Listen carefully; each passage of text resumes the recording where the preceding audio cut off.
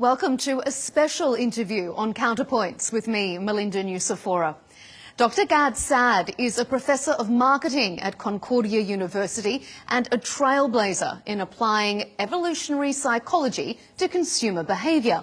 He's the best-selling author of the book The Parasitic Mind, a fearless critique of ideological extremism, and also the host of the popular YouTube series The Saad Truth.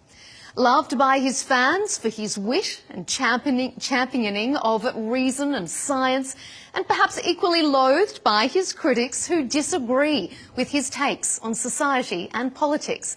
Dr. Saad is a fierce advocate for free speech and intellectual freedom. Dr. Saad, thank you for making time and joining us here on Counterpoints. Well, I'm delighted to be with you. Thank you for having me. You published The Parasitic Mind back in 2020, but it's still being talked about and critiqued across multiple platforms as if it's a new release. Why do you think it continues to resonate with readers? I think it's because many of the parasitic ideas that I discuss in the book, and I'd be happy to expand on why I use the term parasitic, still hold true today. Many people thought that with the victory of Donald Trump, many of these ideological parasitic ideas would somehow cease to exist. But it took between 50 to 100 years for these ideas to proliferate, first in academia and then in every nook and cranny of society. So it's going to take a lot more than just Donald Trump coming for a second term for all of this nonsense to disappear. So I think that's why it's still so relevant. So do you think that you could be in for another 50 to 100 years of people expanding on your psychology then, for you to, or for society to maybe come back to what you would consider a sense of normalcy?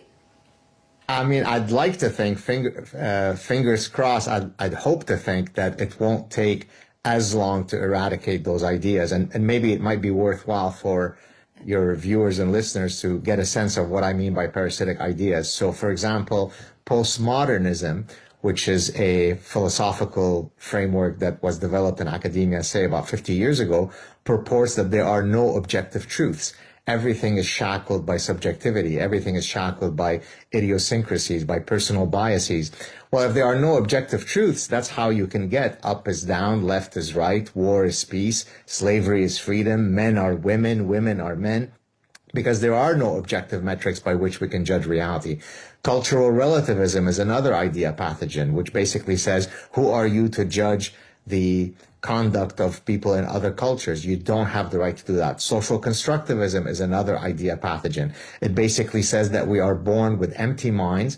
We don't have biological imperatives, and it's only socialization that makes us who we are. So this cocktail of departure from reason has led us down the abyss of infinite lunacy. So hopefully it won't take 50 to 100 years to redress the ship. But as I said, it'll take a lot more than an anti-woke president to set things straight.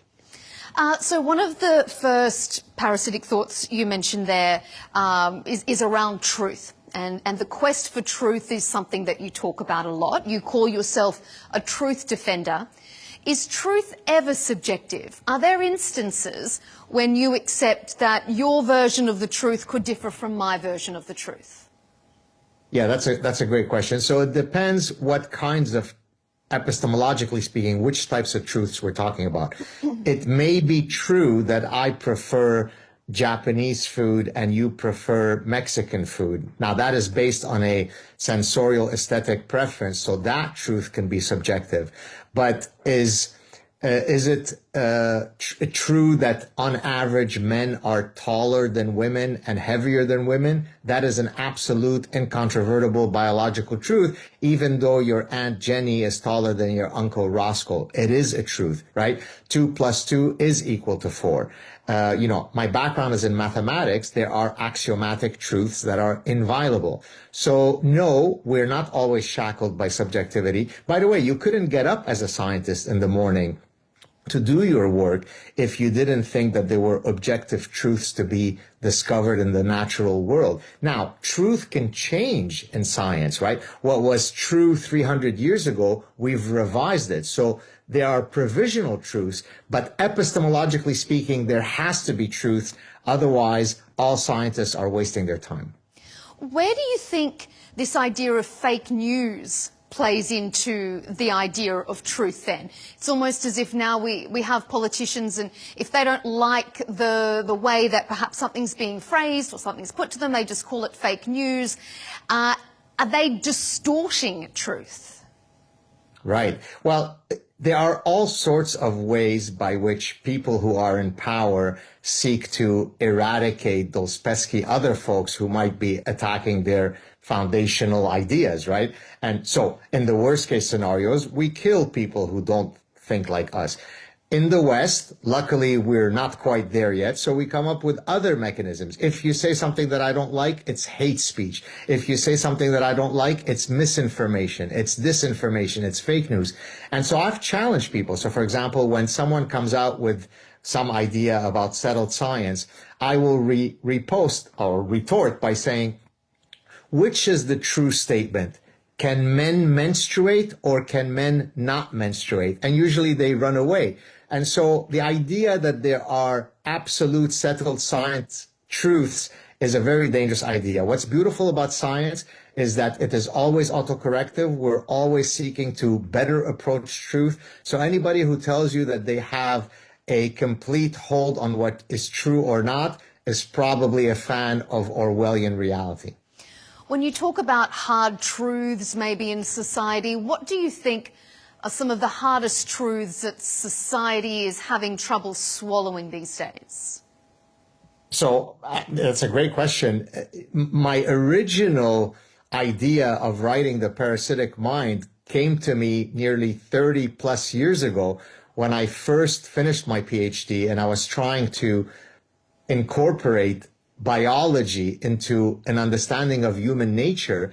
I was shocked to see that so many of my social scientist colleagues thought that I was insane. How dare you argue, Professor Saad, that human beings are shaped by biological forces? Apparently, biological forces apply to every species on Earth except one species called human beings. That's insane, right? I mean, somehow when you are a consumer, you know, you are no longer purview to your biological imperatives. And so this is probably, at least in my academic career, has been the most difficult thing for my academic colleagues to swallow, namely that we are not just a cultural animal, we're also a biological animal. Do you believe in nature versus nurture? Is it one or the other, or is it a mix of the both? It's exactly what you just said. And I mean, what you just said when you said it's a mix of both. Actually, that's called the interactionist framework. If you start and you want to bake a cake, before you bake the cake, each of the ingredients are separated. There's the butter, there's the sugar, there's the flour, and so on. Once I bake the cake, if I were to tell you, please point me to where the eggs are or where the sugar is, you wouldn't be able to, because now it's been baked into this inextricable mix called the cake. So for most human phenomena, we are an inextricable mix of our biology and our environment. It is both nature and nurture. But I should just add one more point. Nurture exists in its form because of nature. So yes, it is true that men and women are socialized into their roles, but they are socialized into those roles precisely because of biological imperatives. So it doesn't exist outside of biology. We are taught what we are taught because of biology. Staying with biological imperatives, as you call them, why do you think that the subject of gender has generated such an impassioned response from people on either side of the argument? Why is it that one issue that seems to be the topic that people can't get past or continue to go back to? There are several answers to that, but I'll start with one manifestation of what you're asking. So take, for example, equity feminism. Equity feminism is a great idea. It basically says that there should be no institutional reasons under the law why men and women should be treated differently. They should be equal under the law. Based on that definition of feminism, most of us would say, yeah, sign me up. I'm an equity feminist. Then radical feminists come along and say, well, in the service of squashing any sexism in society, let us now promulgate the idea that men and women are indistinguishable creatures. There is nothing that men could do in a superior way to women or vice versa. All sex differences must be due to social construction, and therefore, by promulgating this idea, hopefully it will allow us to battle sexism in society. Well, I always remind people that in the service of a noble goal, we don't murder and rape truth. So I can walk and chew gum at the same time. I can be all for equality of the sexes while also recognizing that men and women do have evolved sex differences. Why does it matter to you or to me how someone else identifies? Isn't that an issue for them and not an issue for us? Yes, great. So I'm assuming you mean, for example, transgender issues, Indeed. Right? Gender ideology. Yes. So I went up in front of the Canadian Senate to give some expert testimony in 2017. At the time, Canada was debating a bill called Bill C-16 that sought to incorporate gender identity and gender expression under the rubric of hate speech laws. And I said, look, to your point, I believe that anybody should live free of bigotry and have a dignified life. And so sign me up for that laudable goal. But again, in the service of that noble goal, we don't get to murder and rape truth. So identify however way you want. That doesn't mean that I need to put gender pronouns next to my bio. Because until 15 minutes ago, the 117 billion people who had existed on Earth seem to have been able to very easily navigate through the conundrum of identifying who is male or female. But it's only 15 minutes ago that a bearded guy who's 6'4", 280 pounds has to put he, him next to his because he doesn't want to marginalize some transgender person. So I can be both very socially progressive whilst ensuring that I don't murder and rape truth. So an offshoot of the quest for truth is your assertion of the importance of being able to admit you're wrong. Do you think world leaders, as equally as your average person on the street today, has a problem with admitting when they're wrong? And if so, why? Why is it so hard for us? I'm smiling because it reminds me of a question that I was asked by a British psychiatrist. I had appeared on his show maybe a year ago, and he was the first host to ever ask me the following question. He said to me, I'm paraphrasing, I don't have his exact words. He said to me, what is the singular, most surprising phenomenon that you have witnessed in your study of human nature and human behavior in the 30 plus years that you've been a professor? And so I paused for a minute, and then to your question, Melinda, I said, probably the inability of people to change their opinions once it is anchored, irrespective of how much information I might throw at them. And so to your point, I think it's a regrettable feature of the architecture of the human mind that people never wish to admit that they're wrong, or very few people wish to admit that they're wrong. And actually, there's a great book, and maybe I should start charging them some royalties for being such a promoter of their book. There's a book by Dan Sperber and Hugo Mercier titled these are two French psychologists. The book is titled The Enigma of Reason. In the book, they argued that our ability to reason did not evolve to seek some objective truth, but rather it evolved to win arguments. So as I provide you with evidence, hopefully to change your opinion, your reflex is to go, la, la, la, I don't want to hear it because I don't want to lose the argument. So I think it's a very, very challenging and difficult task. Never mind to change the mind of world leaders, to change the mind of my local, barber. So that's the challenge that I face every day in the public arena. What about challenging yourself in the regard of when's the last time you have admitted you're wrong or maybe changed your opinion? Do you equally find it as difficult as someone who's studied this for their career? I mean, it's tough to answer this question because it's going to seem as though I'm engaging in ego defensiveness myself.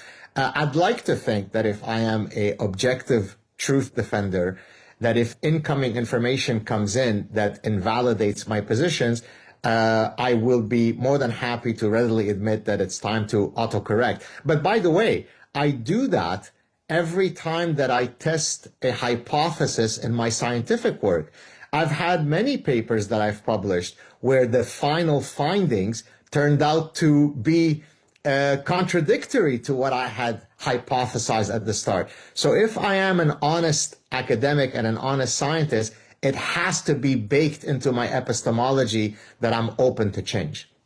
Well, if and when that ever happens, I hope you come back onto Counterpoints and tell us all about it. Do you think the denial of truth, this ability to admit that maybe our opinions are flawed, has played a role in the polarizing nature of party politics that we're seeing these days? Republicans versus Democrats, the Remain versus the Brexiteers. It's almost become a team sport. Can we no longer admit that the other side has something that we could benefit from? Yes, regrettably, yes. And I would even add a more pessimistic bent to what you just asked. Oftentimes, when you demonstrate to someone that their position is incorrect and you present them with evidence to the contrary, that only solidifies their position. So, I mean, imagine how disheartening that is, right? You'd like to think that if you take position A and I show you that it actually should be not A, that if you're an honest interlocutor, you'd say, okay, fair enough. Maybe I need to change my opinion. No, you will even be more emboldened in your position. So that's I mean, one of the things that is both exciting about the work that I do, but also so disheartening, is that when I engage people on social media, oftentimes I quickly realize that irrespective of how much information I share, I could never move them an inch, which is exactly the reason, Melinda, why I often refuse to debate certain folks. It's not because I'm too afraid to debate them, but I know it's a futile exercise. We're just going to talk past each other and no one is going to move 1 millimeter. So what's the point of engaging you? All right. Well, looking ahead to your next book then, coming out, it's called Suicidal Empathy. I'm not sure if that's the full title or an abridged version. Can you explain what you mean by that? Thank you for that question. So in the Parasitic Mind, I argued that our cognitive system could be parasitized, could be zombified. Our cognitive system is just a fancy way of saying our ability to think. But we are both a thinking and feeling animal. And therefore, suicidal empathy completes the story and says, here is what happens when our emotional system is hijacked. And I use empathy as the key value here because while empathy is a beautiful value to hold, right? We are a social species. It makes perfect sense that we be empathetic to the people that we are interacting with. Aristotle explained to us more than 2,000 years ago that all good things in the right amount, at the right place, in the right measure. So empathy is good, but when it targets the right people at the right measure and so on. Suicidal empathy is where you become so orgiastic in your meting out of empathy that it no longer serves a valuable objective. And so let me, if I may, draw an analogy. When I scan the environment for environmental threats, that makes perfect evolutionary sense. So for example, if I have the pleasure of meeting you, Melinda, in person, and I notice that you just sneezed into your hand and then you put out your hand to shake my hand, I realize, oh boy, I better go and wash my hands after I finish shaking the hand of the lovely Melinda because she may have a cold. That makes evolutionary sense. If I then spend 8 hours in the bathroom because I have germ contamination, what started off as an adaptive reflex becomes maladaptive, and it's called obsessive compulsive disorder, right? So when an adaptive process misfires, it becomes dysfunctional. That's my argument in suicidal empathy. Empathy is great when it is properly regulated. It becomes really problematic when it becomes dysregulated. And I know that you've admitted in interviews in the past that you're a bit of a germphobe, so I won't take offence that you spend 8 hours washing your hands after I sneeze. Can you give me an example in modern society of where you think you see suicidal empathy?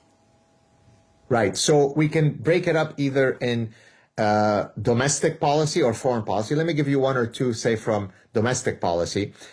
To argue that all illegal immigrants have a right to experience, the United States liberties is a form of suicidal empathy. To say that MS-13 gang members should be more worthy of our empathy than American vets who might have lost limbs defending the liberties of the United States is probably suicidal empathy. To argue, for example, that all immigrants are equal in their proclivity to be able to assimilate into a host nation is suicidal empathy. That's simply bafflingly untrue, right?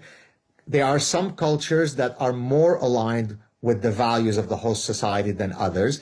And to recognize that doesn't make you bigoted. It makes you someone that has a functioning brain.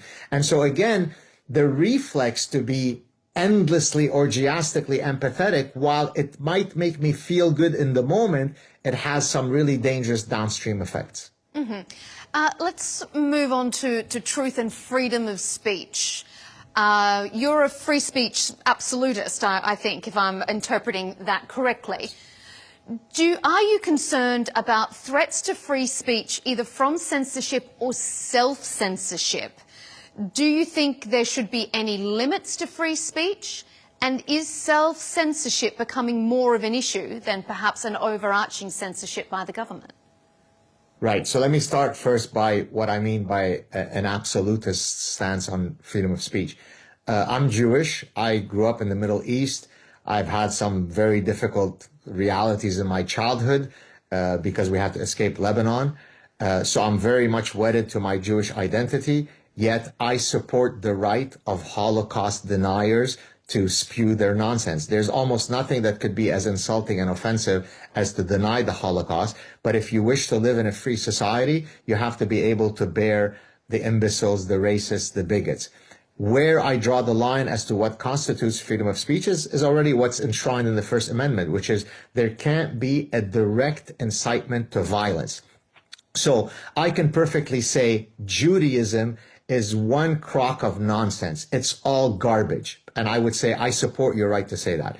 On the other hand, if you say, let's go on the corner of Broadway and 7th Street, and when the Jews are coming out of the synagogue, let's beat them up and kill them, then that becomes direct incitement to violence, and you're not allowed to do that. But you can criticize any ideology, any belief systems. You can be scornful. You could mock it. You could satirize it. That's the price you pay to be in a free society. Regarding your other point about self-censorship, I exactly agree with you. The greatest threat to freedom of speech in the West doesn't come from the government. It comes from creating a zeitgeist that causes people to self-regulate, right? So when the student says, I don't feel comfortable saying that I like Donald Trump in a classroom because maybe my professor will downgrade me on my essay. That's the danger, right? So I don't think in the West the danger comes from, the big Orwellian big brother stopping us from speaking. But if you create an environment where people are afraid to express themselves freely, then the fascists have won the game. There's a recent example that I want to get your take on. I'm sure, as I'm sure you've seen, you're very active across social media. Kanye West, or Ye, has released a new song titled Heil Hitler. Do you think it was wrong for Spotify and other platforms to ban it, or do you think it should have been allowed online? Now I'm going to get tons of hatred from fellow Jews who are going to say, how dare you? I think that fits under my free speech absolutism, right? Is it grotesque? Yes. Do I wish that he wouldn't glorify Hitler? Yes. In a free society, do we have to tolerate imbeciles? Yes. And so, from my perspective, I support the right of him to be an idiot. You said you'll probably get a lot of feedback on it. You've gained a lot of notoriety and publicity thanks to your image as this controversial thinker who's not afraid to say exactly the truth as you see it. Do you like that image of yourself? Is that notoriety part of what drives you now? It's a fair question for you to ask, but absolutely not. What drives me is the following. I have a very exacting code of personal conduct. I'm my worst critic. Therefore, when I go to bed at night and I put my head on the pillow, the only thing that stops me from having insomnia is to know that I never modulated in my defense of truth. My mother told me many, many years ago when I was a young man, she told me, you know, Gad, the quicker that you realize that the world doesn't abide to your purity bubble, the happier you'll be. Well, guess what? What drives me is perhaps a naive perspective on living in a purity bubble. And so if I were to stop from speaking, then I would feel as though I'm fraudulent. I would feel as though I'm a charlatan. So I don't do what I do because I get the ego strokes of being notorious and famous. I do what I do because if I don't, then I would consider myself to be a fraud. Okay, well, let's put some of those famous views to some current global events, because there's a lot of things happening that I'm sure our viewers, your viewers, will be interested to get your take on. You've spoken and written at length about intellectual terrorism, as you call it, on university campuses. So as a self-proclaimed free speech absolutist, how do you feel about the current US administration's crackdown on student protests? So again, if the student protests are, we think that this particular policy by this foreign government is wrong, go at it, have fun.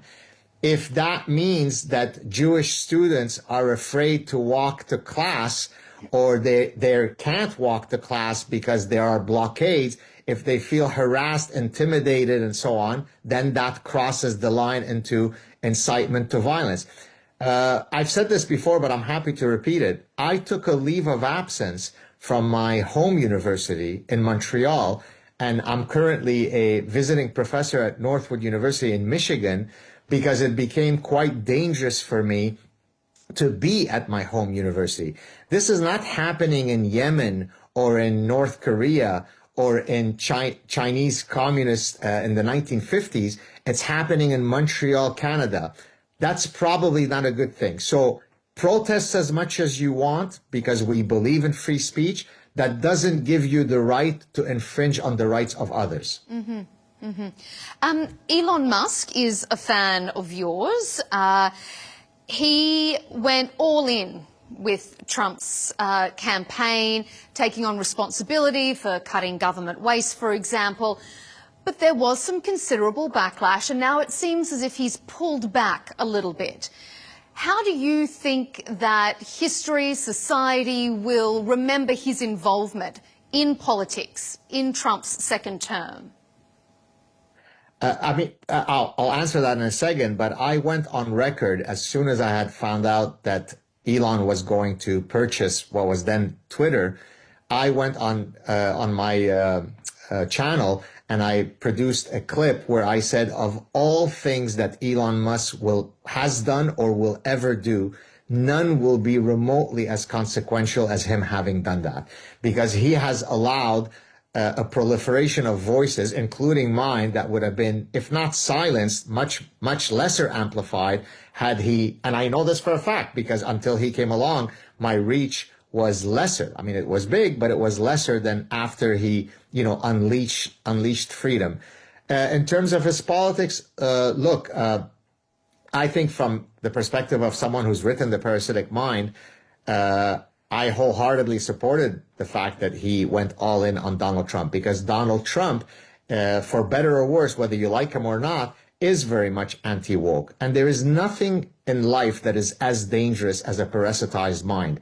So the fact that, for example, I no longer apply for research grants because I'm not willing to give diversity, inclusion, and equity statements as part of my application, that doesn't bode well for science. And so I'm thrilled that he chose the right candidate. But as I said, the most important thing that Elon Musk will ever do is his staunch defense of freedom as per his purchase of X.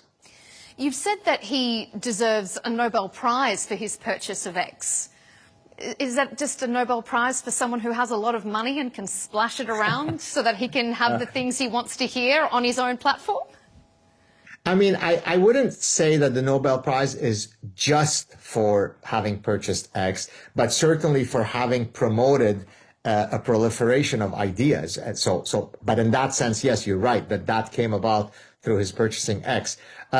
Look, from a straight commercial economic perspective, many people were saying that he was an idiot for having purchased X at the price that he did. So one could argue that commercially speaking and economically speaking, he took a huge hit in order to do that, which exactly proves the purity of his objectives, which is notwithstanding the fact that he knew that he would lose a lot of money, potentially, that he would create a lot of enemies. That has turned out to be true. He was willing to put his neck out. And so from that perspective, he certainly deserves it much more than Prophet Barack Obama.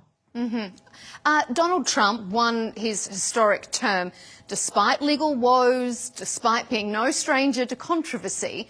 Why do you think that he was a more appealing choice to people rather than Kamala Harris? Well, first, because Kamala Harris is a lobotomized fool that can't complete a sentence, so that could certainly have something to do with it. But beyond that, I think that most people had had enough with having to nod politely when a 6'4" male was sharing the locker room with their 12-year-old daughter, right? And so, you know, common sense has a way of catching up to all of your ideological capture at some point. And so to the extent that Donald Trump was a exemplar of a return to reality, a return to common sense, most people said, look, I've had enough with, you know, and I mean, I keep saying the transgender issue, but it's hardly only that, right? There are many, many other issues. For example, Kamala Harris was, I mean, even though she didn't call herself that, she is an avowed communist in her ethos. When she says we have to create policies whereby all people end up at the same place, that is literally the definition of socialism/communism. No, we don't have to end up at the same place. We should start with equal opportunities, but that doesn't mean that we all have equal talents, equal ambition. Some of us are taller, shorter, better looking, less better looking.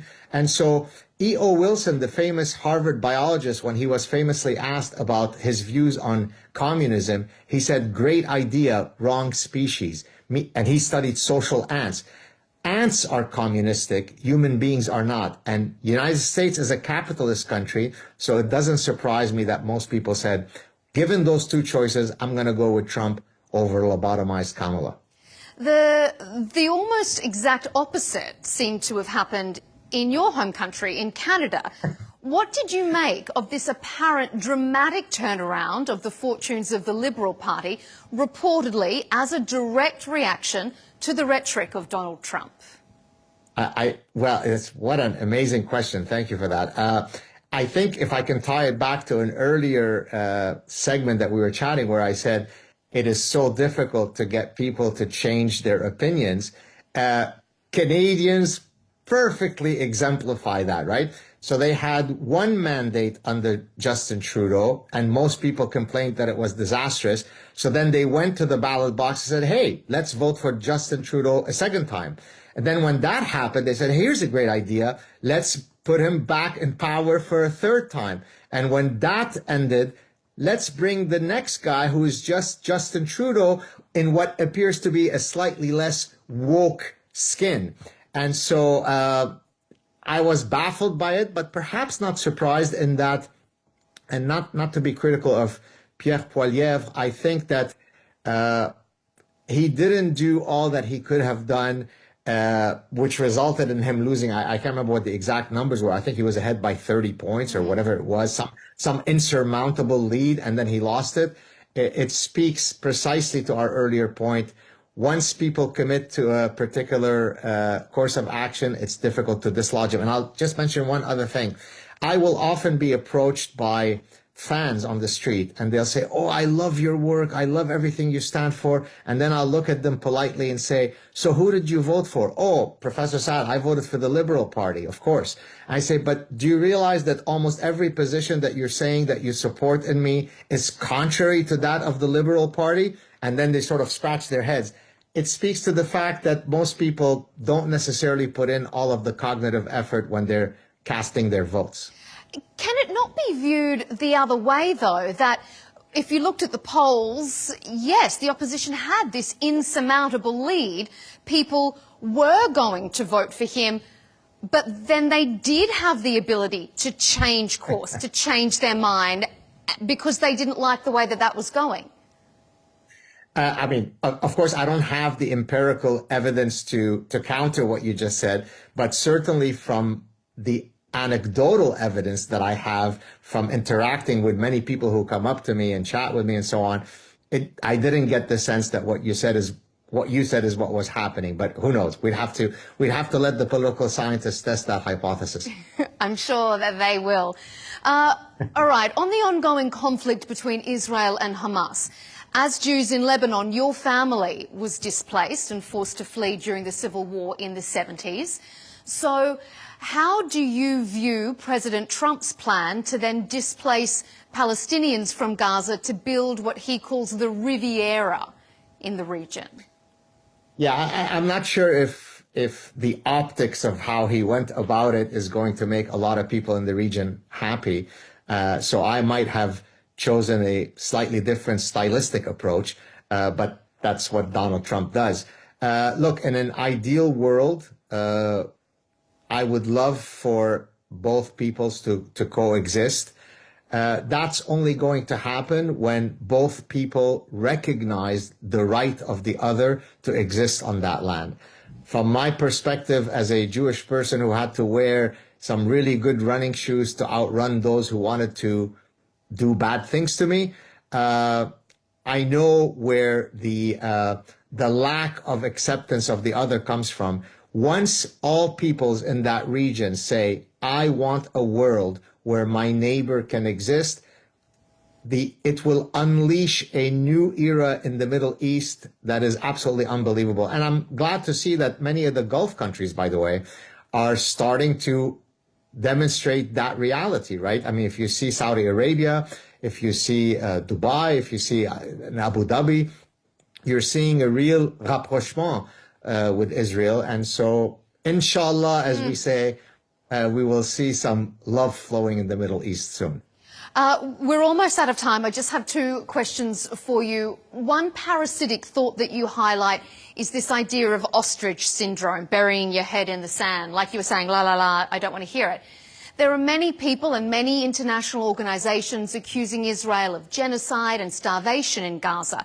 Do you see this Ostrich Syndrome as the behaviour of some of Israel's ardent supporters?